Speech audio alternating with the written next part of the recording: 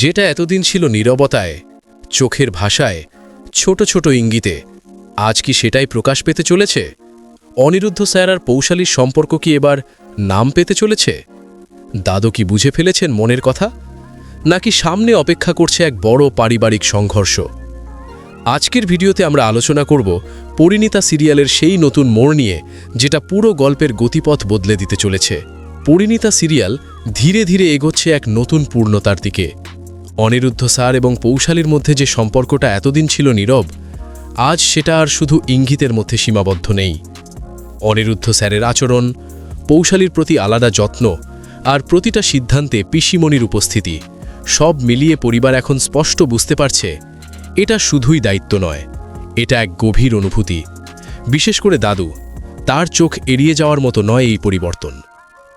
আগামী পর্বগুলোতে দেখা যেতে পারে পরিবারের ভেতরে দ্বন্দ্ব, সমাজের প্রশ্ন, আর সবচেয়ে গুরুত্বপূর্ণ পৌশালীর নিজের অবস্থান।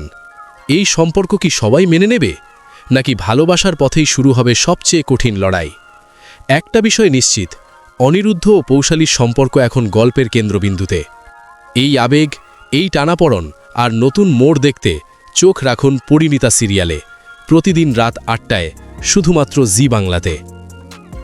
আপনার কি মনে হয়, এই সম্পর্ক কি পরিবার মেনে নেবে, নাকি গল্প আরও জটিল হতে চলেছে? কমেন্টে আপনার মতামত অবশ্যই জানান। আর এমনই সিরিয়াল রিভিউ, আগাম গল্প আর বিশ্লেষণ পেতে ভিডিওটি লাইক করুন, চ্যানেলটি সাবস্ক্রাইব করুন এবং বেল আইকনটি অন করতে ভুলবেন না। আমি আবার ফিরে আসব পরিণীতার আরও নতুন আপডেট নিয়ে। ততক্ষণ পর্যন্ত ভালো থাকুন, দেখতেই থাকুন।